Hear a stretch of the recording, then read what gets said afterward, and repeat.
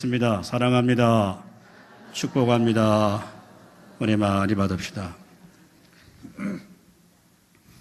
오늘 많이 더우시죠?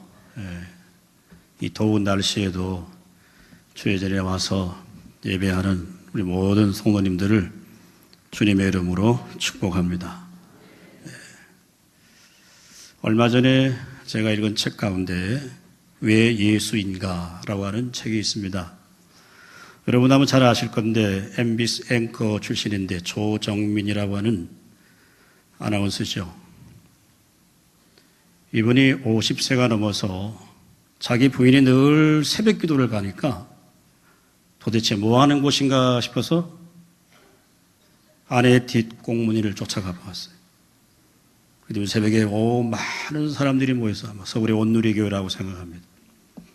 다른 많은 사람들이 모여서 찬양을 드리고 예배하고 어떤 분들은 막 방언도 하고 도대체 좀 이상한 집단이다 라고 싶어서 그걸 한번 자기가 취재하려고 아내를 계속 따라가게 되었는데 그만 하나님의 은혜를 입어갖고 예수 그리스도를 믿게 되었어요.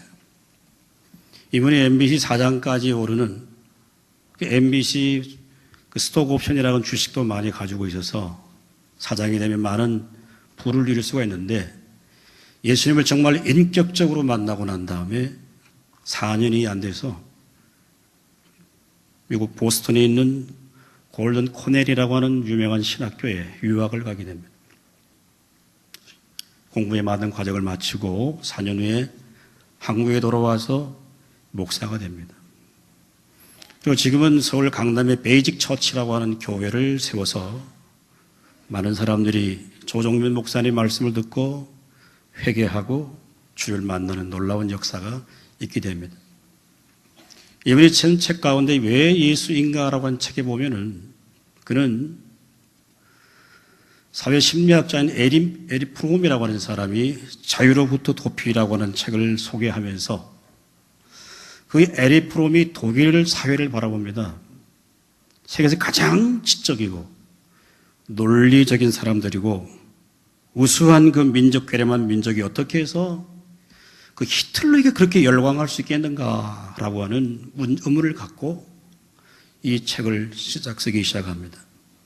질문에 질문을 거듭해서 내린 결론이 뭐냐 이렇게 도달하게 됩니다. 에리 프롬은 자유를 누릴 만큼 성숙하지 못한 사람은 한결같이 자유를 부담스러워한다라고 하는 결론을 내려요.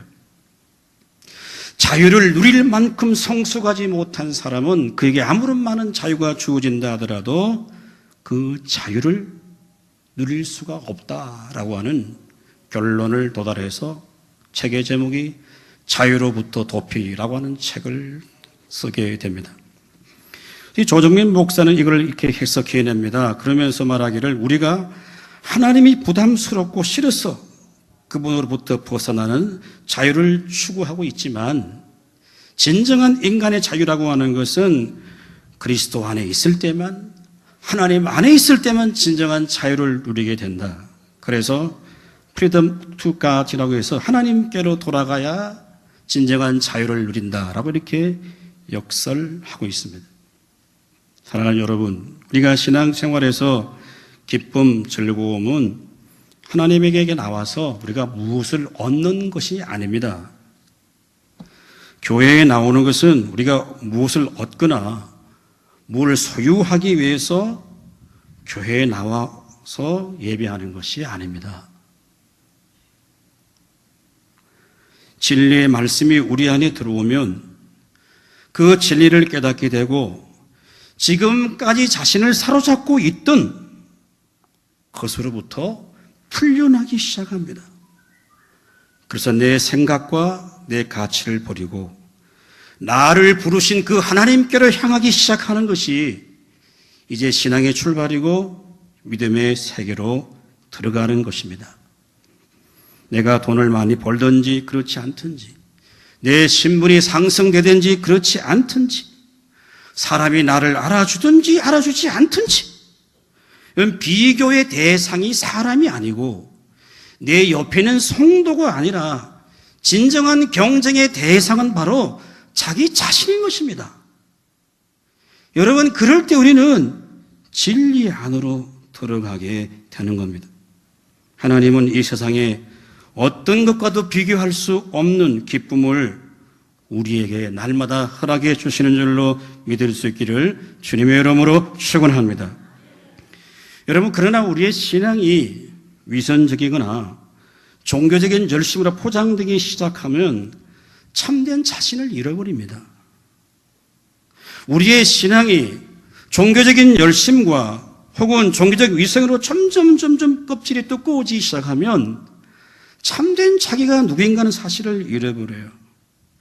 그럴 때 나타나는 현상이 뭐냐 하면 끊임없이 우리는 이 세상에 더 목말라 하게 됩니다. 그 결과 자신의 모든 판단을 결국은 감정에 의해서 판단하게 되는 거예요. 알렉산더 대왕에게 이런 아주 일화가 있었습니다. 알렉산더의 유명한 그 가장 가까운 친구 2명이 알렉산더 대왕에게 잘 훈련된 사냥개 2마리를 선물로 주었어요. 그래서 알렉산더 대왕이 사냥을 좋아했기 때문에 자기의 부하들과 함께 사냥을 하러 나갔습니다. 그런데 앞에 토끼가 보이고 있는데 이 사냥개 2마리가 사냥할 생각은 하지 아니하고 빈둥거리고 있는 거예요. 이 알렉산더 대왕이 얼마나 화가 나겠습니까? 그래서 그냥 칼을 뽑아서 사냥개 2마리의 목을 날려버렸어요. 그리고 집에 돌아온 알렉산더 대왕이 자기에게 사냥개 2마리를 선물해준 친구들을 불러서 호통을 칩니다. 아니, 어떻게 이런 개들을 내게 사냥하는데 토끼 한 마리도 잡지 못하는 이런 사냥개를 내게 선물로 했느냐고 친구들에게 호통을 쳐요. 그럴 때 그 친구들이 아주 놀란 표정을 짓습니다. 폐하, 그 사냥개는 토끼를 잡기 위해서 훈련된 개들이 아닙니다. 사자나 호랑이를 잡기 위해서 훈련된 사냥개지 토끼 잡는 사냥개가 아닙니다. 라고 하는 이런 말을 했을 때 알렉산더 대왕이 할 말을 잊었다고 합니다. 무슨 여러분 의미겠습니까? 여러분, 정말 영적으로 지혜로운 사람, 그 사람은 감정에 의해서 판단하면 결국 모든 일을 거르칠 수밖에 없다라고 하는 것이겠죠. 하나님을 알고 하나님의 은혜를 경험하고 하나님과의 영적 관계를 회복시켜 나갈 때 나타나는 현상이 무엇이겠습니까, 여러분? 우리 마음속에, 우리의 내면 속에 세상 사람들이 알지 못하는 감사와 기쁨이 넘치게 될 때, 우리가 하나님과의 관계, 영적 뿌리가 깊어지면 깊어질수록 이 세상에 우리가 어떤 모습으로 있든지 우리가 축복된 인생인 줄로 믿을 수 있기를 주님의 이름으로 축원합니다. 여러분, 인간의 문제는 환경의 문제가 아니에요. 여러분, 잘 살면 행복할 것 같아요. 여러분, 잘 살면 행복합니까? 아무리 잘 살아도 바르게 살지 못하면 그 인생은 행복하지 않습니다. 우리의 내면 속에 이 세상의 창조주가 되시는 하나님으로 우리가 채워지지 않으면 우리는 이 땅에서 진정한 행복을 추구할 수 없고 끊임없이 세상의 행복과 쾌락에 탐닉할 수밖에 없는 것입니다. 이 세상의 모든 사람들이 추구하는 모든 쾌락의 대상은 여러분 진정한 행복이 아니라 다 대용품들이에요. 여러분, 가짜는 진짜와 비슷해 보이지만 진짜가 아닙니다. 가짜는 진짜와 비슷하게 보이지만 그게 진짜가 아니에요. 복도 마찬가지예요. 전부시 이게 복이다 하지만 그러나 진짜 복은 세상적인 복이 아닙니다. 여러분, 물론 우리가 예수를 믿고 구원을 받아 기쁘고 즐거울 수가 있습니다. 물론 우리가 축복된 사람이에요. 그러나 성경은 모든 복의 근원이 바로 하나님 자신에게 있다라고 말합니다. 그러므로 우리가 예수를 믿고 구원받고 하나님 백성들 자체가 축복인 줄로 믿을 수 있기를 주님의 이름으로 축원합니다. 자, 여러분, 사도 바울은 지금 감옥에 있습니다.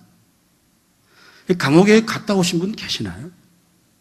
감옥에 저도 안 가봐서 그곳이 어떤 곳인지 잘 실감나지 않습니다만 여러분 감옥에 가보십시오. 대체로 많은 사람들 원망합니다. 내가 왜 여기 왔느냐. 아니 내가 그래도 그렇게 사는데 저 밖에 얼마나 악한 인간들이 많은데 내가 왜 여기 왔느냐. 그런 마음을 갖기 쉽습니다. 그래서 자신의 고통의 문제를 다른 사람에게 전가하고 돌립니다. 그리고 사도 바울의 오늘 편지를 보십시오.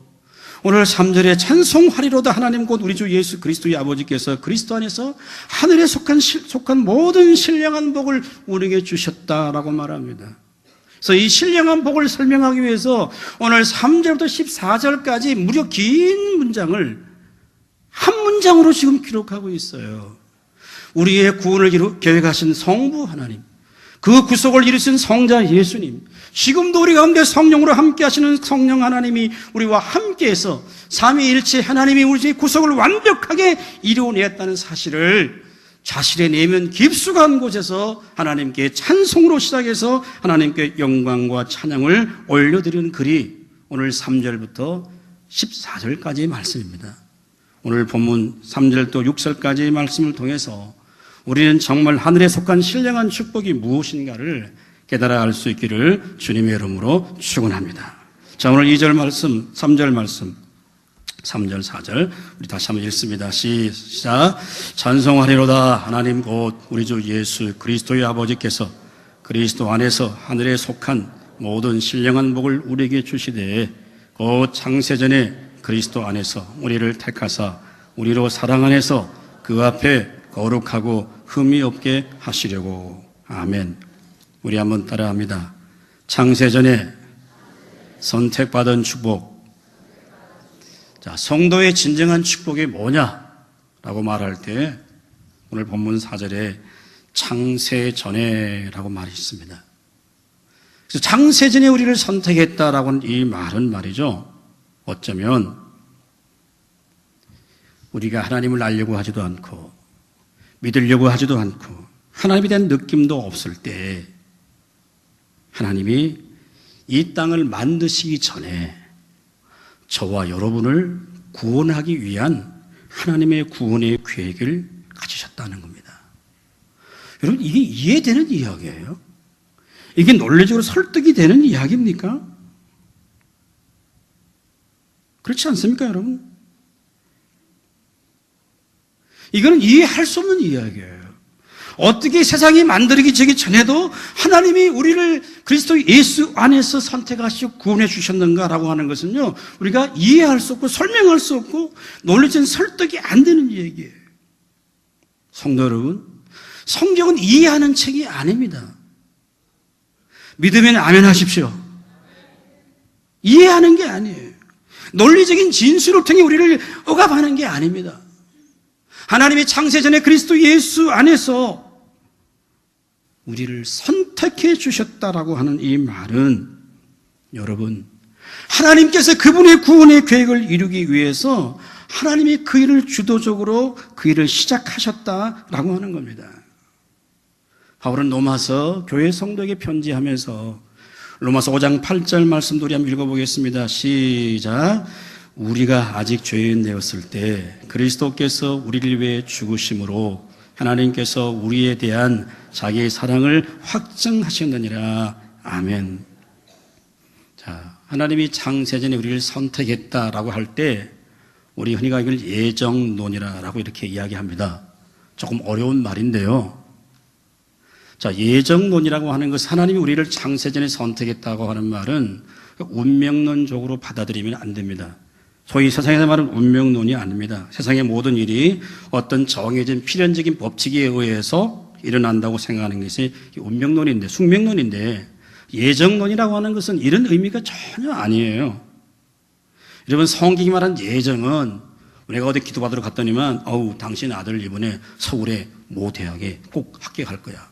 당신 딸 이번 가을에 꼭 시집가게 돼. 뭐 이런 걸 하는 게 이걸 예언이 아니에요. 이거는 마치 점치는 것과 거의 비슷한 겁니다.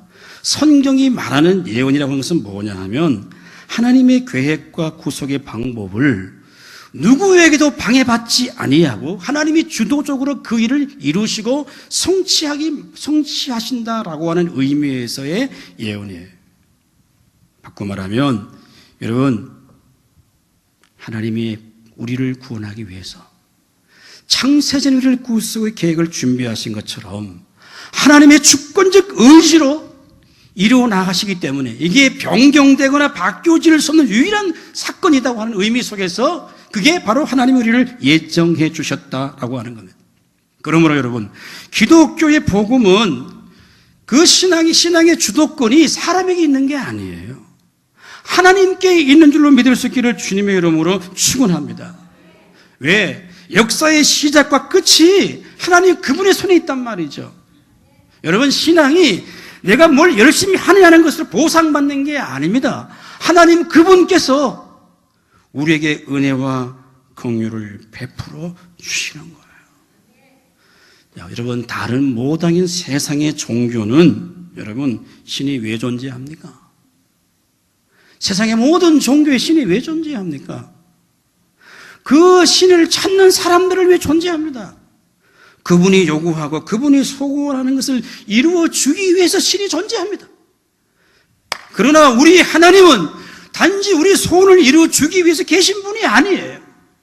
그분이 섭리하시고 그분이 계획하시고 그분이 역사하시는 것을 하나님의 방법대로 하나님의 뜻대로 이루어 나가시는 것이 오늘 우리 한 개인의 구원을 성취하시는 하나님의 예정 속에 창세 전에 그리스도 안에서 우리를 선택해 주시고 우리를 그 사랑 안에서 그 앞에 거룩하고 흠이 없게 하시려고 오늘 우리를 저와 여러분을 선택해 준 줄로 믿을 수 있기를 주님의 이름으로 축원합니다.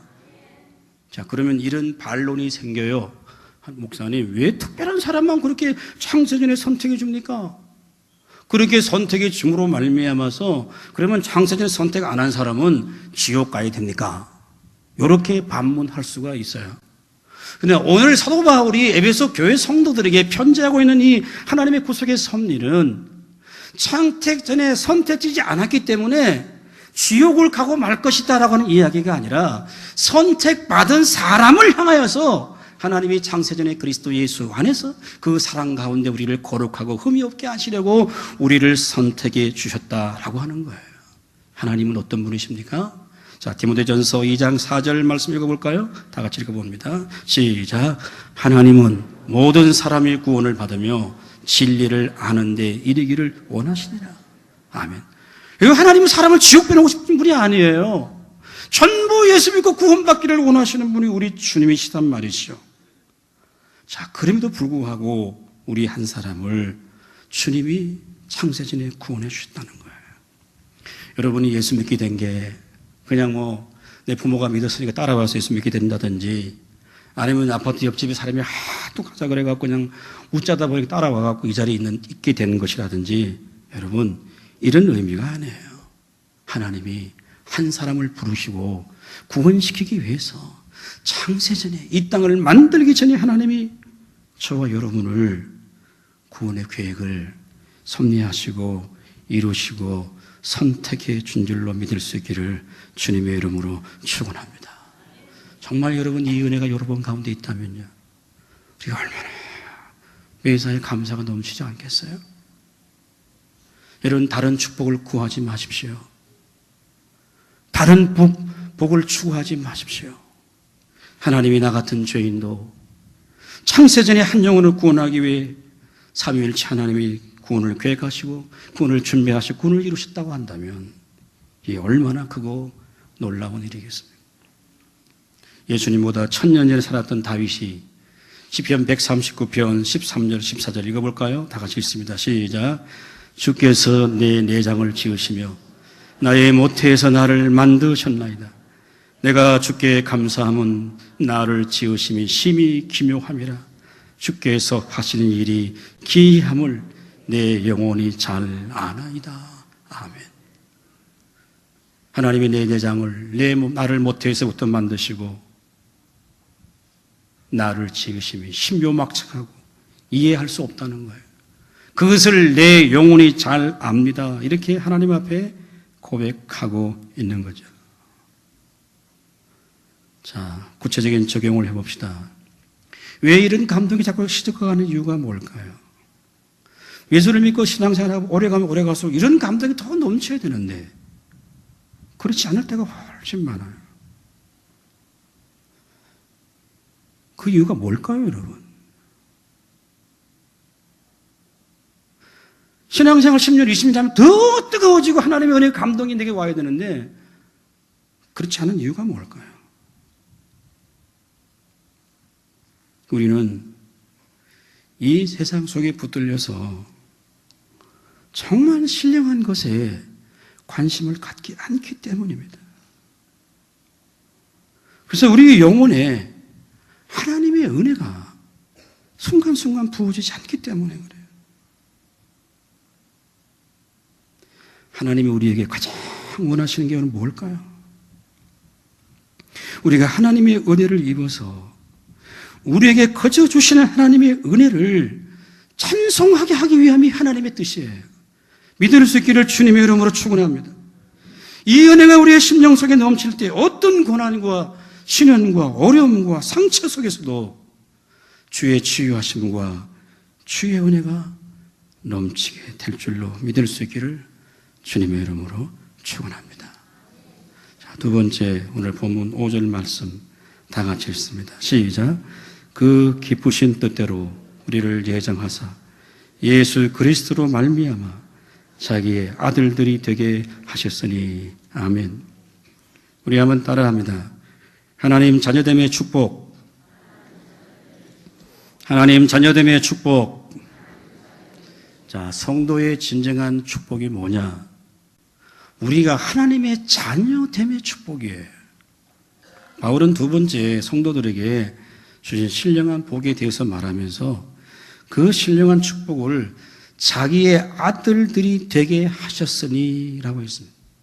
하나님의 아들들이 되게 하셨다. 이 아들들이라고 할 때 이것은 법적인 용어로서 좀 쉽게 말하면 양자로 드렸다는 얘기예요. 자기의 혈통으로 난 자녀가 아닌데 자기에게 양자로 드렸다는 말이 자기의 아들들이 되게 하셨다라고 하는 단어의 의미입니다. 여러분, 당시 아이를 다른 가정으로 입양하는 제도가 유대 사회에는 있지 않았습니다. 그러나 당시 로마의 가정사에서는 자기가 자녀를 낳지 않더라도 다른 자녀를 자기에게 입양을 해서 자신의 모든 소유권과 재산권을 그 양자에게 똑같이 넘겨줄 수 있는 권한을 아버지가 갖고 있었습니다. 아버지의 권위가 어느 정도였냐 하면은 자식에게 칼로 자식을 살해한다 하더라도 로마의 법에서는 아버지가 죄인으로 몰리지 아니하는 그 정도의 아버지의 권위를 갖고 있었습니다. 우리가 로마의 역사를 보면 여러분, 황제의 아들들에게 권력 투쟁이 일어나기 시작합니다. 그래서 그 황제는 부인을 하나 둘 둔 게 아니죠. 많은 부인을 두게 됩니다. 그 가운데서 가장 자기 마음에 드는 사람에게 소위 대권을 넘겨줍니다. 그러면 그가 통치자가 되는 것이죠. 심지어 첩에서 난 사람이라고 하더라도 그 아버지가 그의 능력을 인정해서 권위를 물려주게 되면 그것이 로마 사회에서 인정이 되고 후기대의 역할을 감당하게 되는 겁니다. 그래서 로마의 가족 제도에서는 아버지의 모든 재산이 말이죠, 자기가 피와 관계없다 하더라도 양자에게도 아버지의 모든 재산을 넘겨줄 수가 있었습니다. 오늘 사도 바울은 지금 이 로마 시대에 이 편지를 받고 있는 그들을 향하여서 당시 모든 사람들이 익숙해 있던 로마의 가족 제도를 예를 들면서 하나님의 그 기쁘신 뜻대로 우리를 예정하사 예수 그리스도로 말미암아 자기의 양자로 우리를 삼으셨다라고 하는 것을 선포해주고 있는 것입니다. 그래서 마치 우리가 구원받고 하나님의 백성이 되었다고 하는 것은 하나님의 자녀의 축복을 하나님이 우리에게 주셨다는 얘기예요. 여러분, 우리가 어떤 존재였습니까? 에베소 2장 뭐라고 말합니까? 우리는 다 허물과 죄로 죽었었고 공중에 권세 잡은 자들을 따르는 불순종의 아들이었습니다. 죄의 종되었던 우리들을 하나님 자녀의 신분으로 바꾸어주신 것이 바로 하나님 자녀됨의 축복이라고 하는 우리가 알고 있지 않습니까? 그래서 우리를 자녀 삼기 위해서 하나님의 아들 예수 그리스도를 십자가에 매어 다시고 그의 보배로운 피로 말미암아 우리를 구원받게 해주시고 우리가 하나님 자녀되는 이 사건이 우리의 의지야 우리의 노력의 결과로 이루어진 것이 아니라 하나님이 주도 면밀하게 계획하시고 섭리하셔서 이루어진 것이라고 하는 사실을 오늘 사도 바울이 에베소 교회 성도들에게 증거해주고 있는 것입니다.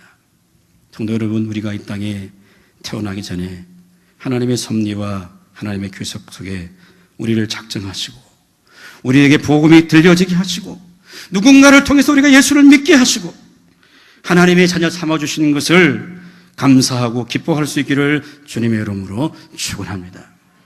여러분, 그런데 하나님 우리를 창세전에 선택해 주시거나 하나님의 자녀를 삼아주신 것이 갑자기 일어난 일이 아닙니다. 성경은 이렇게 말하고 있습니다. 갈라디아서 4장 4절에서 6절 말씀 우리 한번 다 같이 읽어볼까요? 시작. 때가 참에 하나님이 그 아들을 보내사 여자에게서 나게 하시고 율법 아래 나게 하신 것은 율법 아래 있는 자들을 속량하시고 우리로 아들의 명분을 얻게 하려 하심이라. 너희가 아들임으로 하나님이 그 아들의 영을 우리 마음 가운데 보내사 아빠 아버지라 부르게 하셨느니라. 아멘. 여러분, 때가 찼다는 말은 하나님이 정해 놓으신 시간이 다 됐다라고 하는 말입니다. 쉽게 말하면 여러분, 하나님이 우리 역사 속에 하나님이 개입하시는 거예요. 그래서 그의 아들을 이 땅에 보내주시는 거예요. 하나님의 구원을 이루시는 거예요. 이것이 여러분 최대의 영적인 전환점이 되는 겁니다. 죄값으로 영원히 죽을 수밖에 없는 우리들을 위해서 십자가에 죽으시고 우리를 율법의 저주에서 하나님의 자녀의 신분을 얻게 하신 이 하나님의 자녀됨의 축복이 이 얼마나 크고 놀라운가. 여러분, 이것이 정말 하나님의 은혜가 될 수 있기를 주님의 이름으로 축원합니다. 여러분, 이 복음이 우리 여러분에게 오기까지 얼마나 하나님이 기다리시고 하나님의 계획이 0.1초의 오차도 없이 우리 가운데 이루어져서 우리가 하나님을 아빠, 아버지라 부를 수 있는 축복을 저와 여러분이 받은 거예요. 예수 믿고 하나님의 자녀가 되어서 받은 이 축복은 무엇입니까? 하나님과 우리 관계가 아빠와 아버지의 관계예요. 여러분, 부모와 자식 간의 관계에서 내가 정말 하나님의 자녀인가를 확인하는 방법이 하나 있습니다. 제가 오늘 여러분에게 가르쳐 드리겠습니다. 내가 정말 하나님의 선택받은 하나님의 자녀인가 아닌가를 판단하는 자가측적 방법이 하나가 있는데 그게 뭐냐 하면 여러분, 하나님과 우리 자녀가 관계되려고 하면 일단 법적인 문제가 해결되어야 돼요. 그 법적인 문제는 뭐냐 하면 우리가 이 죄라고 하는 것 때문에 하나님과 우리가 분리되어졌습니다. 그래서 예수 그리스도의 십자가로 말미암아서 우리를 구원시켜 주심으로 말미암아 이제 그 십자가의 보배는 피가 우리의 죄 문제를 해결해 주게 되었습니다. 그래서 우리가 죄의 사함을 받음으로 말미암아 영원히 멸망하고 심판받는 그런 진노의 자리에서 하나님의 자녀라고 하는 법적인 안전장치 속으로 우리를 끌어 들어온 거예요. 자, 그럴 때 하나님이 자녀된 확실한 증거가 무엇이느냐? 이제 하나님이 우리의 두려움과 무서움의 대상이 아니라는 얘기예요, 여러분. 하나님과 우리의 관계가 바뀐 것입니다. 그래서 하나님의 자녀가 아닐 때는 어떠하느냐? 조금만 범죄하면 하나님 우리 심판하실까? 범죄하실까? 두려워요. 물론 여러분, 구원받은 하나님의 자녀도 부모 애 먹이잖아요. 말 안 듣고 도망가기도 하잖아요. 우리도 때로는 불순종의 자리에 나갈 수 있습니다.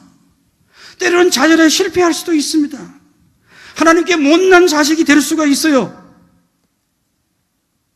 세상과 적당하게 타협하며 살 수도 있습니다. 그러나 우리는 우리 아빠 되시고 우리 아버지시는 그 하나님은 어떤 경우에도 주 앞에 나올 때 우리를 외면할 수 없는 줄로 믿을 수 있기를 주님의 이름으로 축원합니다. 이게 하나님과 우리 아빠의 관계예요. 이게 자녀의 축복이란 말이죠.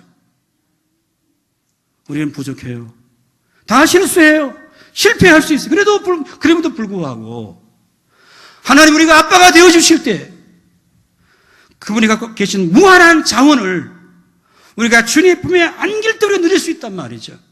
그분과 내가 아빠와 아버지 관계 형성이 될 때만이, 그 관계가 더 깊어질 때만이 세상 사람이 알지 못하는 하나님이 갖고 계신 무한한 영적인 자원을 우리가 맛보게 되고 누리게 될 때 우리가 하나님 자녀된 축복을 누릴 수 있기를 주님의 이름으로 축원합니다. 그러므로 오늘 우리가 주님 앞에 나와 무덥지만 그래도 기도를 하고 찬양을 드리고 주의 말씀을 듣는 것 아니겠습니까? 자, 여러분 마지막으로 그렇다고 한다면 우리는 무엇이 진정한 복인가를 우리가 잘 알아야 합니다.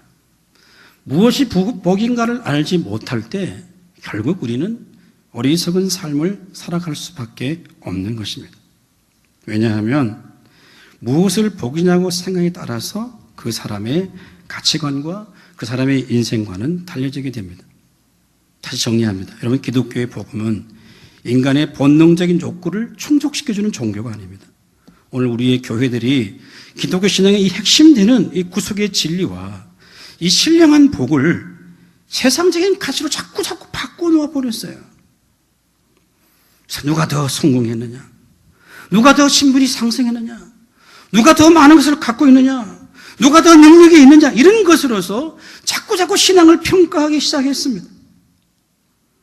그러나 가장 중요한 것은 복음의 진리라고 한다면 십자가의 도를 깨우쳐서 세상의 복이 아닌 신령한 복을 여러분 누리며 살아가는 거예요. 여러분의 신앙의 관심은 무엇입니까? 우리가 얼마나 정말 주님을 사랑하느냐, 주님의 길을 따라가려고 하느냐, 주님의 마음을 품으려고 하느냐, 주님과 더 가까워지느냐 라고 하는 것이 하나님이 항상 우리에게 요구하시는 거예요. 거기에 저 관심을 두라고 하는 얘기예요. 그러나 1차적인 이 관심이 점점 우리에게서 떠나가는 거예요. 그러다 보니까 교회는 열심히 다녀요. 직분도 받았어요. 그런데 정말 하나님이 주시는 그 은혜와 그 진리가 우리 안에 채워지지 않을 때 우리는 하나님을 인하여 감사하는 것이 아니라 끊임없이 세상 것을 인하여 감사할 때 결국 우리는 하나님과 아빠의 관계가 깊은 관계가 형성되지 않는 것입니다. 오늘 사도 바울이 에베소 교회 성도를 향하여 외치는 이 하나님의 창조의 창세대를 선택해 주시고 우리를 하나님의 자녀됨의 축복을 주셨다는 이 원리를 하나님이 창세 전에 저와 여러분을 구원하기 위해서 누구에게도 방해받지 않냐고 하나님 주도적으로 하나님의 계획 가지고 하나님이 섭리하셔서 그 일을 이루어내었다는 사실을 사도 바울은 안 거죠. 그래서 감옥 속에 있으면서도 찬송하리로다 우리 주 예수 그리스도의 아버지께서 그리스도 안에서 신령한 복을 우리에게 주셨다고 외치고 있는 것이죠. 오늘 우리가 이 세상 속에 살면서 이 은혜와 이 신령한 복이 정말 진짜 복인 줄 안다고 하면 우리는 어떤 상황 속에서도 하나님을 섬길 수 있고 믿음에서 떠나지 않고 끝까지 우리가 믿음의 길을 갈 수 있는 성도들의 삶이 될 수 있기를 주님의 이름으로 축원합니다.